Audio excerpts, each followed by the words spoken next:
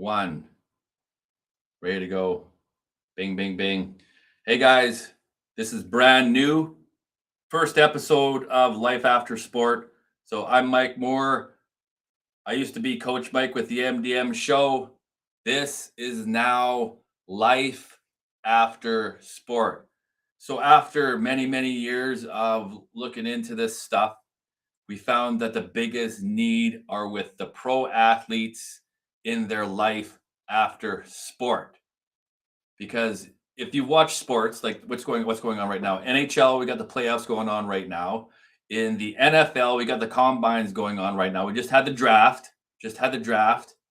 Then we got in baseball just started. NBA playoffs are going on right now. In golf, PGA, that's always going on. These guys golf like around the clock, 24/7, all seasons you can golf. And some of the NHL teams are going to be golfing here pretty soon, but I don't know if they'll be in the PGA, of course. And then we got soccer, you name it. If it's sports, NCAA, if it's sports, we're going to have it covered here. But we're not covering the actual games. Like everybody else, we're not going to cover the actual games because people have got that covered. That's not my expertise, although I do know how to play the games, the rules of the games, the strategy of the games, and what makes players tick while they're playing the games. Myself, a little bit background about me in sports. What makes me qualified to do this? Well, God qualifies the unqualified. However, I played sports around the clock as far as I could start walking, had track and field going, playing hockey, we're playing football, we're playing golf, we're playing you name it, we're playing it with the crappiest equipment around. We were poor growing up, so we didn't have the best equipment. So whatever I can get my hands on, that's what we used. And we'd go in the back. We'd go in the back field. Now you don't need like two, three, four, $500 hockey sticks. Whatever you can get your hands on when you're starting out, that's all you need because it's fun, right? It's not a bit. It's not a business when you're growing up. You do it because it's fun. There's competition. You can get better. You can perfect shots and however you're going to play, and you have fun with your friends, right? Because it's fun. So played all these sports. I made it the furthest in football, and unbeknownst to me, I won 3 national championships. I'm in the Hall of Fame with the Regina Rams Football Club. Thank you guys. That was one of the best 3 or 4 years of my life. That was awesome. 4 years of my life. I'm not going to get into a lot of these stories of how that goes. You guys know how that goes. I'll be telling enough stories as it is when we're into this. And yeah, I've coached 3 and 4 year olds how to skate. I did sports while COVID was going on because nobody would do sports. Everybody else was afraid, but I was afraid. So the kids got to do something, right? So I was coaching soccer, I was coaching baseball, I was coaching hockey, I was coaching football, you name it. I put it all together, made the teams, did the agreements, did the marketing, got these guys and taught them the actuals. Because a lot of them growing up, they don't even know the rules of the sport, let alone how to play. They don't even know the rules because they're too busy on these things. They don't get taught properly much anymore, but too busy on these phones. So life after sport with the pro athletes. See a big disconnect because now sports teams are corporations and the players are expendable. I don't know if you guys want to hear this or not, but this is what it is. The corporations, that's a sports team. So we're going to go after the NHL, we're going after the NFL, we're going after Major League Baseball, basketball, you name it. These guys need it because after they're done their sport, they get paid millions and millions and millions of dollars. And there's tiers to people on the team because you have the high end athletes like your Tom Brady's, your Tiger Woods, your Patrick Mahomes, your Wayne Gretzky's, your Connor McDavid's. All these guys are like at the top. So everybody wants those top guys because those are the people that guys want to see. But a team is like all encompassing from the coaches, the managers, the personnel, the trainers, the equipment managers. So there's a lot of moving parts in a team. And when people are done their sport, I just found out I watched a podcast. I don't know if this number is true or not, but I watched a podcast with Michael Vick and Shaquille O'Neal. I know Michael Vick is NFL, Shaquille O'Neal is NBA, basketball, football. So these guys are having a conversation about the guys after they're done their sport. Some of them are suicidal, some of them are divorced, some of them are broke, they're going bankrupt, they've lost their identity, all this kind of stuff goes on after they're done their sport, because when they're playing their pro sports, life's gravy. I'm making millions of dollars. They're making millions of dollars. They got the cars, they got the women, they got like the traveling, they got the sex, they got whatever they want. And after they're done, they blow their wads thinking this is how life is, this fantasy land. And then when they're done, their emotions are out the window, their mental intelligence is out the window. Spirituality may or may not have any type of spirituality, a belief that there's something greater than just them with their egos in place. And then their physical bodies could be totally injured. They might have an injury. They're not what they used to be. So that's what Janice Taylor with four Wilson 4Q.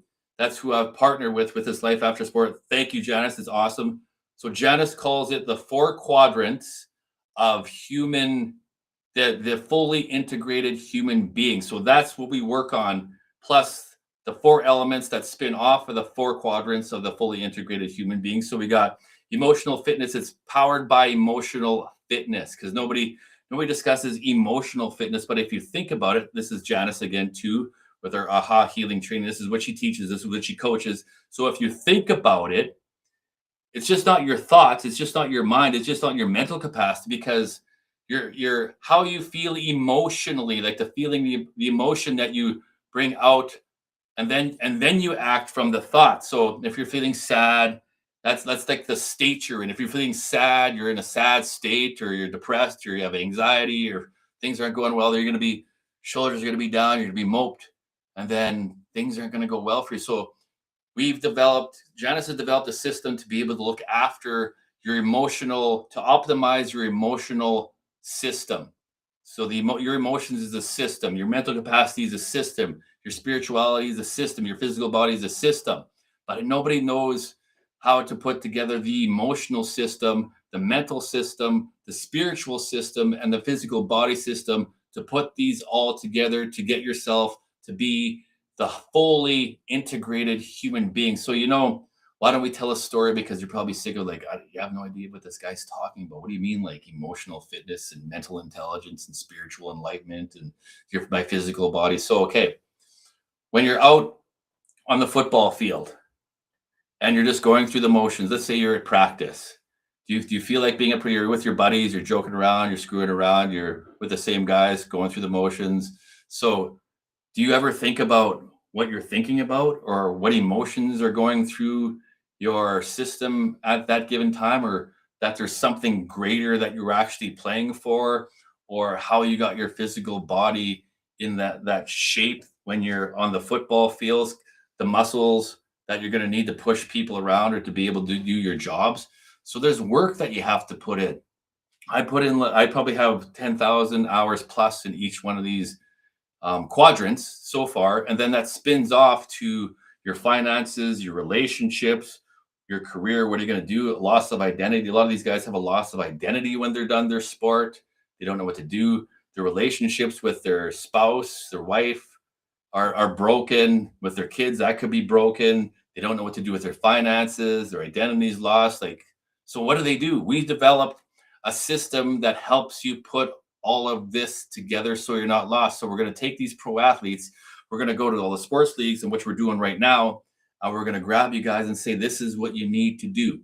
This is what you need to do. And you got to put in the work, because you can be a pro human being now. Instead of being a pro athlete, you can still be the pro athlete, but you're going to be an ex-pro athlete. So now you can be a pro human being, the best possible human being. That's the old cliche, the best possible human being that you can be. And that's when you put together the four quadrants. Thank you again, Janice. The four quadrants of the fully integrated human being. When you put these all together, you take off the mask to figure out who you are authentically. Like, who are you? Look at yourself in the mirror and say, who am I? Who are you? Do you know who you are? Who you are down to your heart, mind, and soul. When you look into your own eyes into a mirror, you get a reflection. When you talk to yourself in the mirror, if you're practicing a speech, or you just want to talk to somebody, you can talk to yourself in the mirror. And words are powerful, so you have to watch what you're saying to yourself. So Janice has put together a system, when we partner together to put this system together to help athletes after they're done their sport. I've gone through a divorce. I've had all the injuries that you can have. I've been broke myself, suicides. My best friend committed suicide when he was 17 years old. I've had other friends commit suicide. One of my old girlfriends committed suicide. A couple other buddies committed suicide. I lost my mom. I've lost my dad. So I have an idea of what loss is all about and what failure is all about. You have to know how to fail first in order to know how to succeed. If you don't know how to fail gracefully, then you're not going to know how to win gracefully. That's what I believe. That's my belief system. So, you guys, athletes out there, putting together the whole emotional fitness framework is going to be unbelievable for you. So, don't worry, we can help you heal all this stuff. We can help you get your finances back. We can help you get your relationships back to where they're supposed to be. We can help you find a career. We can help you find your new identity. Whoever you are, it could be your 2.0, your 3.0. This is where you get to be reborn. When Christ talked to Nicodemus at night when he's talking about, I don't understand how you're going to be putting this all together, that you have to be reborn again. Do I have to go into my mother's womb and be reborn? I can't do that. So when you're talking spirit and truth, Jesus was talking about your new identity. You have to be able to have a new, lose that old identity that you had is still a part of you, because that's who has framed you and shaped you to who you are today. And then you can create that new identity, a new birth, be reborn again through truth and spirit, even though you're still using the same bodysuit, the same physical body. Well, you even know how to put your body together, from your bicep to your shoulder to your pecs to your legs to all. You know how to put that together. You put that together. So you put your body together because you have to have the proper nutrition.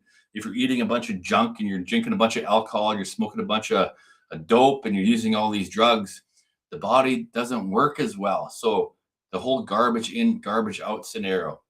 When you're hanging out with your most of my friends growing up, we're going to a party. We're A lot of them are driving drunk. I've done this. I've driven drunk before too. So I'm the biggest sinner there is out here. So I've done all the bad stuff. So I know where that leads. I'm over 50 years old now, so I know all the bad stuff. I know I'm very familiar with all the bad stuff. And I'm also very familiar with all the good stuff.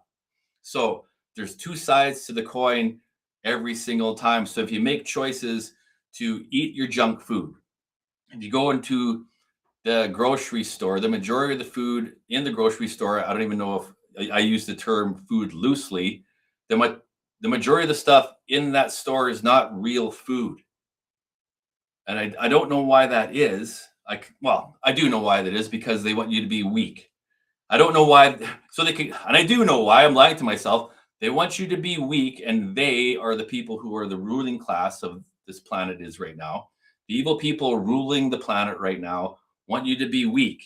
They want you to be addicted. They want you to be lose control. They want you to have broken relationships. They want you to be financially broke.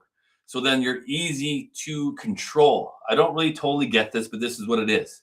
This is the evil side. This is the dark side. So they want you broke. They don't want you to have a bunch of money. They don't want you to own anything. They want you physically depleted. They don't want you to have a belief in God. They don't want to have you a relationship with God.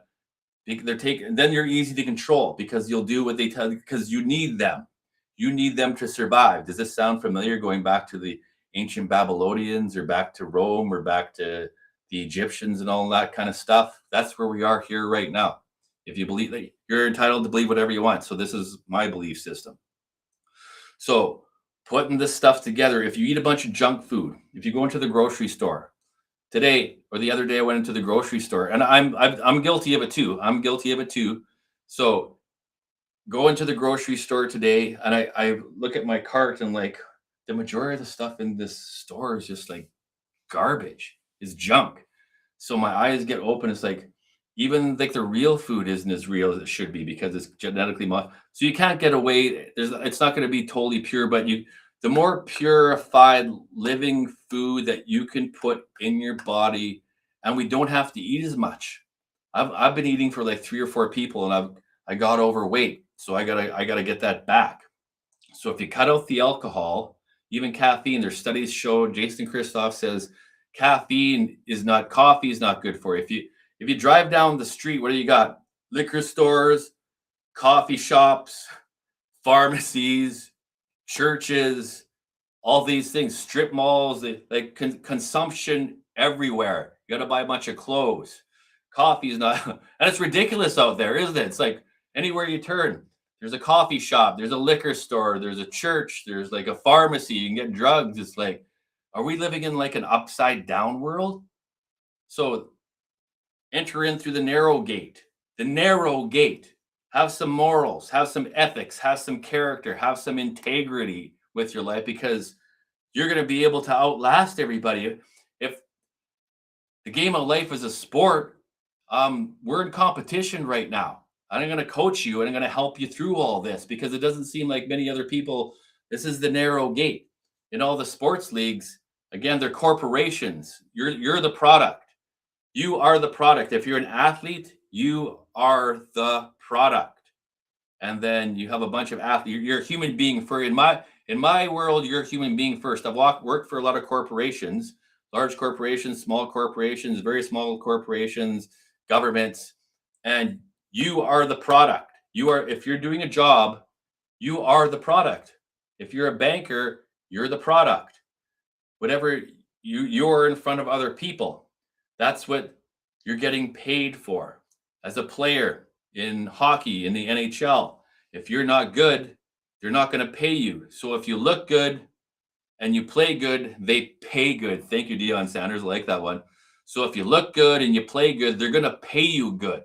So you have to be skilled. You got to be competent, and you have to have confidence in order to be competent. Talking about this with Christy the other day about confidence and competence. So if you don't have the confidence, and that this goes to emotion, this goes to mentality again. You have to think you're better than everybody else, but you're not better than anybody else as a human being. So when you're playing something, when you're playing a sport and you're being competitive, we've gotten a little soft. If you haven't noticed, it's changed. The world has changed. I had a conversation the other day in the steam room of all places, because I was wearing this cross, and we're having, because I talk to people all the time. So I was wearing this cross. He goes, "I see you're wearing that cross. Are you religious?" I get this all the time. "Are you religious?" I go, "No, I'm not religious." "Why would you think that I'm a religious?" "Well, because you're wearing a cross." Well, it's like, well, he's kind of, it's like, doesn't know what to say to me now. It's like, "You're wearing that cross. Aren't you religious?" Like, what do you mean by religious? So this spurs conversations. Well, I have a belief system. And then he said, "Well, do you believe in Jesus?" I go, "Well, what do you mean by believing in Jesus?" It's like, I believe about what he taught, because that's how we're supposed to. And there are different cultural groups within our bigger group, and you can see everybody listening in on this. It's like, so you get to include everybody on this, and the people are getting uncomfortable, because as soon as you name the name Jesus or Yeshua or Yahweh, people get uncomfortable, and that's a good reason for that. So I believe what he taught, about all the principles that he taught, and in the Bible and everything he taught. I believe all that stuff, and I have a good relationship with Jesus for sure. And then he knew more than me, which most people do. And he started talking and doing this, and it's like, yeah, I believe that too. And then it spurred more conversation. And that when we're sitting in the steam room with our towels on doing this, and it was great. I have conversations about like this type stuff all the time, because people see me wearing this. So they see you wearing the cross, and this is a symbol, and there's symbols everywhere. They assume that it's like I'm this religious freak. But yeah, I read the Bible. I believe in Jesus. I pray every night, and I have a relationship with Jesus. So, and I want to help other people do the best that you're allowed to believe whatever you want. You're allowed to believe in Hinduism, Buddhism, Islam, believe in nothing, believe in something.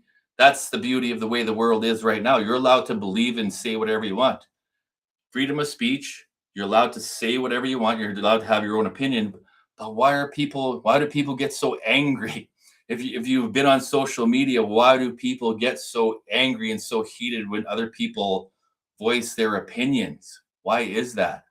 Because it's not your opinion, it's not your belief. So other people aren't allowed to believe different things. Why not? If someone wants to believe that they're a cat, um is there, and then we go, is that right? No, that's not right, because it's like, if you're growing children up and and they believe that they're a cat, like, this is how stupid it gets. They believe that they're a cat. Okay, well, if you're just playing around, you want to dress up, but if they truly, and this is what's on the social media now. Social media is the parent, or how about the babysitter? We give our kids the phone, and they go on TikTok, they go on Snapchat, they go on Instagram, wherever it is they go. I don't even know where they go nowadays. I don't, the younger kids don't go on Facebook, and whatever crap they see on here. What if you looked up all good stuff on here? So it's everything is kind of a double-edged sword. There's good stuff on there and there's not so good stuff there. So even with the artificial intelligence that's coming up now, that's going to be there's going to be good to it, and there's going to be there a lot of bad to it. So again, enter in through the narrow gate. Don't do what everybody else is doing. Do what you know is right, if you know what's right. So, where does this have to do with life after sport? Because athletes are authority figures. People look up to pro athletes. People look up to pro athletes, but they're human beings too. They got to put all this stuff together. They've been given millions of dollars. Again, the top end ones get all the deals. They get the sponsorships. They get the partnerships. They get the Nike deals. They get the commercials. They get the broadcasting. They get all this stuff. The top end guys, and then there's still probably 80 to 90% of the other guys. What do? Some of them make it, some of them don't, some of them keep to themselves, but a lot of them, they don't know how to get through life anymore. So this is why we put this together. This is why we put this together for athletes, even younger athletes. So if we can coach these pro athletes, because they're human beings too, but they're good at their craft. They're good at football. They're good at hockey. They're good at basketball. They're good at baseball. They're good at golf. But are they good at life, at doing life? Again, thank you, Janice. The four quadrants with Wilson 4Q. Again, the four quadrants of the fully integrated human being. You have to heal. If you have a wound emotionally, and this goes, and we talk about how it goes back to your childhood.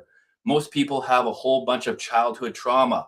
A lot of these guys that are playing these sports had major abuse, childhood trauma when they were young. They were raised by a single parent. They were raised in alcoholic families, abusive families, sexual abuse, physical abuse, all this crap they went through. When they were young, they suppressed it all, and then they had to find a way out. So sport was their outlet, but then they still carry all this inside of them. We developed a system to help you heal that. So once you're done your sport, you can heal your emotional system, your mental capacity, your mental intelligence, heal your spirituality, heal your physical body, put that all together. We believe you can heal that. It doesn't have to sit with you for your whole entire life. You can heal that. You can heal that. And then you can, once you're healed, you can go and help other young athletes heal and help them not go through the same things that you had to go through. Hopefully not when they're going through the high school system, the university system, the college system, the amateur system, the NCAA system.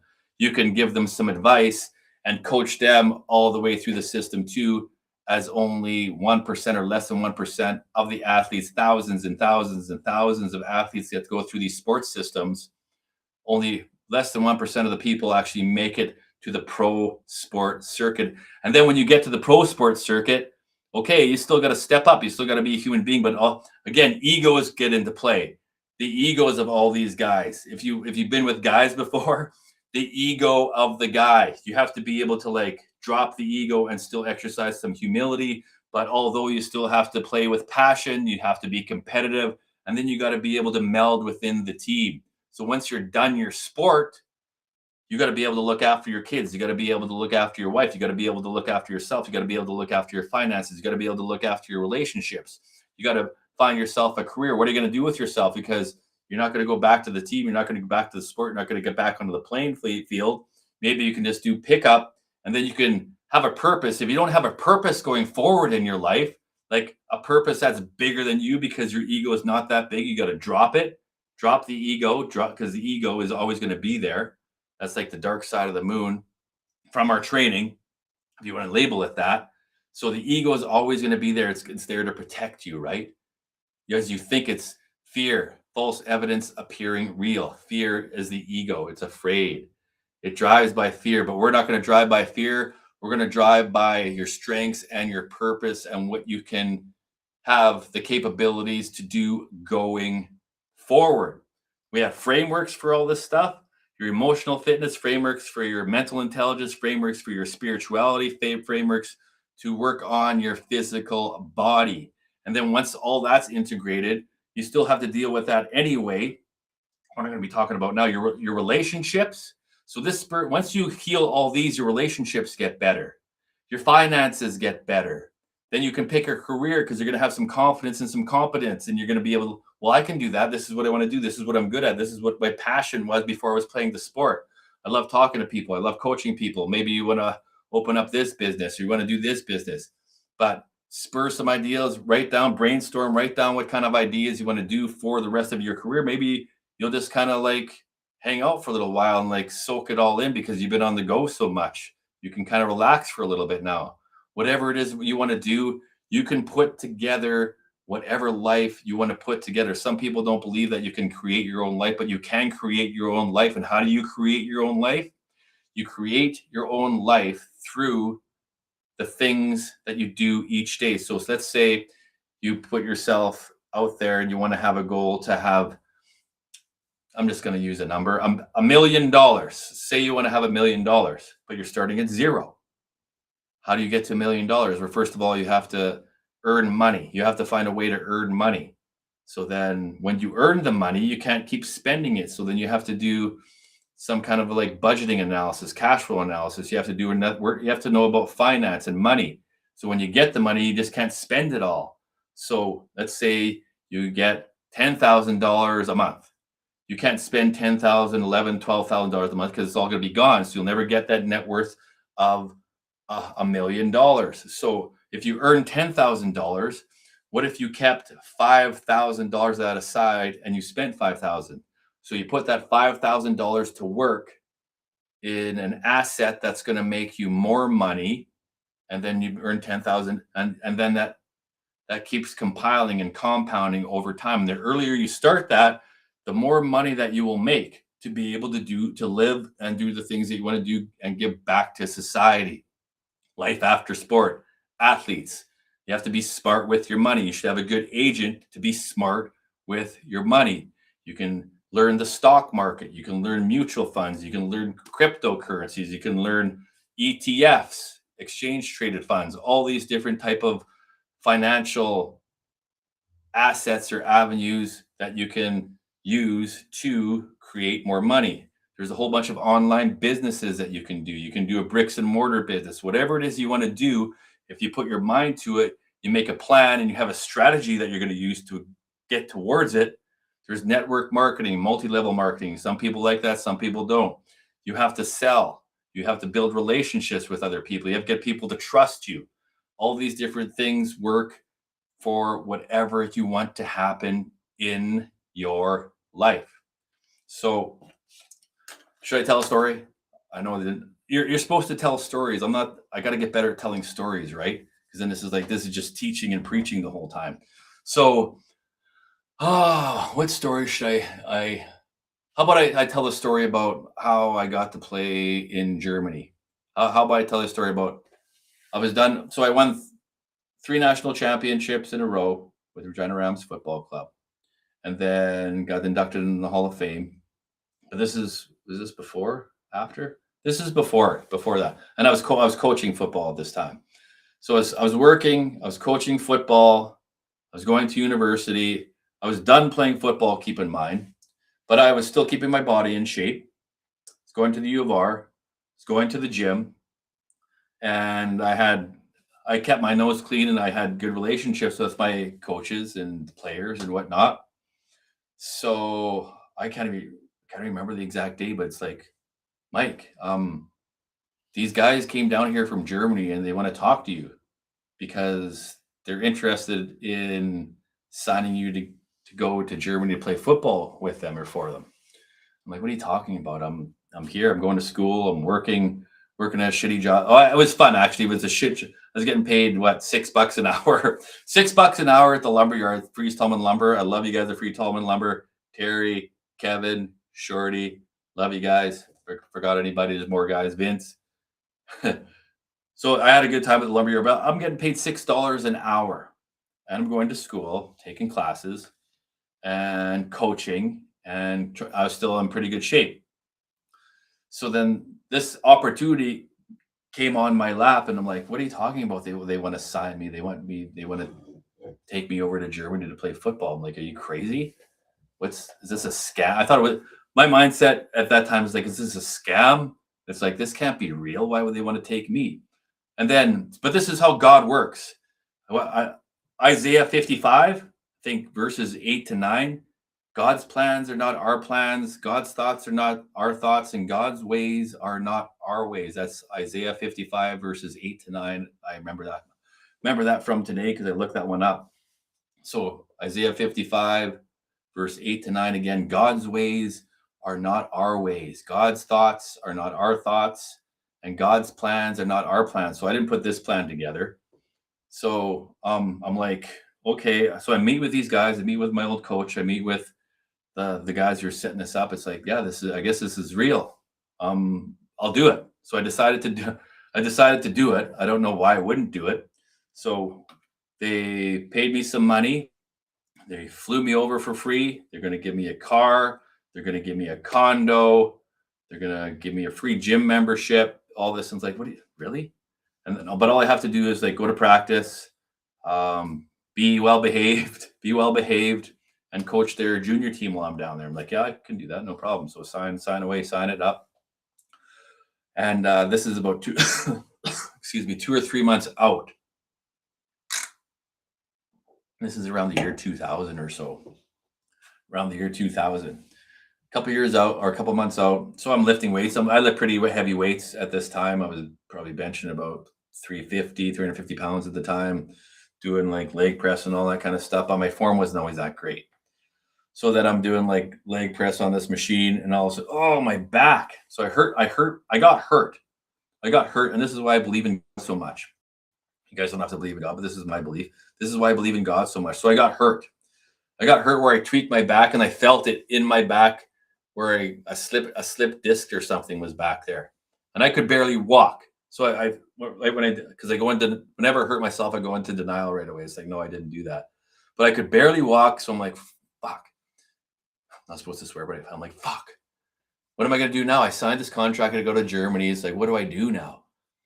And I can't even walk. How am I supposed to play football? But I really want to go. So again, you pray. Went to see the doctor. The doctor said I have to walk backwards on the treadmill, maybe ride the bike. Maybe that'll help things. But you shouldn't be playing football at all, and you probably never lift weights again. I'm like, what? So I didn't listen to the doctor. I'm like, what are you talking about? I'm not playing football ever again, and I'm not supposed to lift weights ever again. I'm like, well, no, that's not going to work. That doesn't go with my emotional fitness and my mental intelligence and my spirituality and my physical body, even though my physical body was broken at the time. That doesn't go with the way I think, so I'm not going to believe in that. Don't believe in that. So if a doctor says this is your fate, don't let another human being tell you your fate, because you can have your own belief and your own system and your own fate for yourself. So don't tell somebody else what's going to happen to you. Just like in The Pursuit of Happiness. If you watch the movie The Pursuit of Happiness, where Will Smith tells us when they're in that basketball scene where his son says, "I'm going to go pro," and he shoots one up and he gets a basket right away. He goes, and Will Smith like, "Oh, no, take it easy," and all that stuff. I don't want you spending all that time out here thinking that you're going to go pro, because I couldn't do it. And this is the projection. Some people, they project their own thoughts and their own capabilities onto you. It's called projection. Will Smith tells, I don't want you coming out here and thinking that you're going to create good things, because I couldn't do it. If I can't do it, then you can't do it, which is a bunch of crap. Don't let anybody ever tell her that. But then he sat there and thought about it for a while. And then he made a speech to his son. He said to his son in The Pursuit of Happiness, Will Smith, he said, "Man, don't let anybody ever tell you that you can't do something. Not even me. If you have a dream, go out there and get it. If you want something, go out there and get it. Go out there and do it. And don't let anybody ever tell you that you cannot do something. Because if you have a dream, if you believe in something, go and get it and go and do it. You might be on your own, but then you'll find your crowd, you'll find your people, you'll find your tribe, you'll find your team because they'll be on the narrow path just like you are. And then you can change the world. Don't let anybody tell you that you can't change the world because you can't. And you will if you want to. So back to the Germany thing. So the doctors tell me I can't do it. Coaches are telling me I can't do it. But I believed I'm going to do it because you came down here to get me to do this. So this is testing my will. So it's like, I'm going. So there's one night in bed I can remember.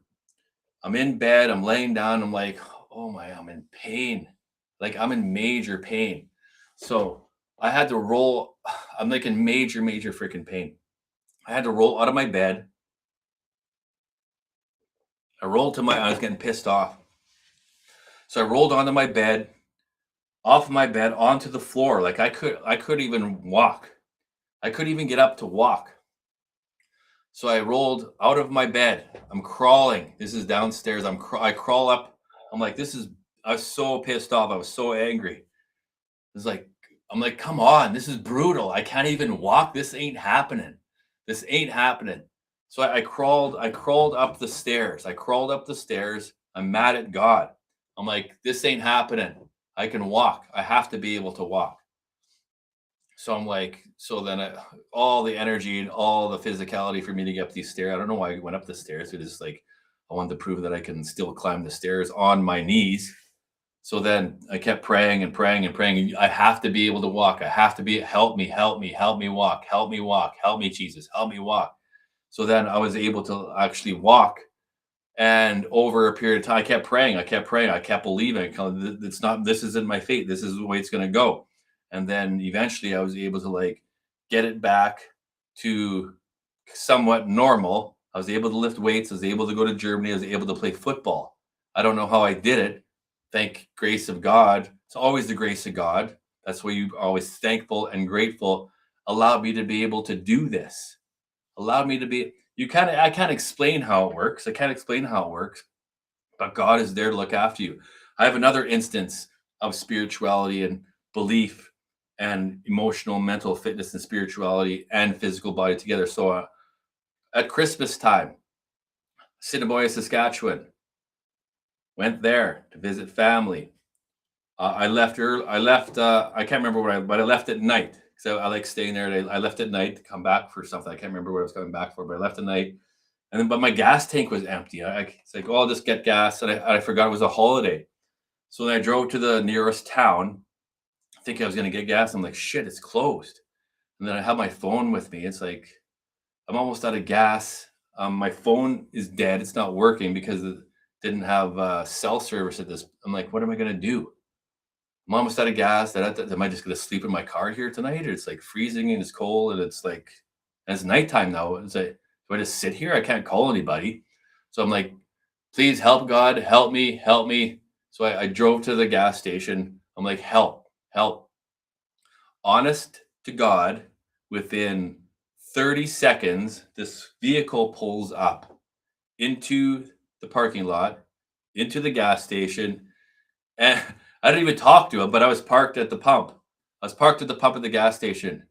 And he said, hey, do you need some gas? I'm the owner of the gas station. Do you want me to turn on the pumps for you? I'm like, thank you. Yeah, that'd be great if you could turn on the pumps. I got to get some gas. That'd be great. Like, explain that. How do you explain? So I have story after story after story of how God sends people in your life to help you if you believe that, but you have to believe it. A lot of people don't believe it. So that's all I got for tonight. Playoffs are on tonight. NHL playoffs.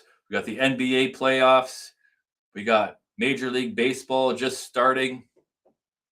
And what else we got in there? And NFL. We had the combines. Now we got the draft, and then NFL will be starting soon. CFL will be starting soon. Golf's going all the time. Soccer is going.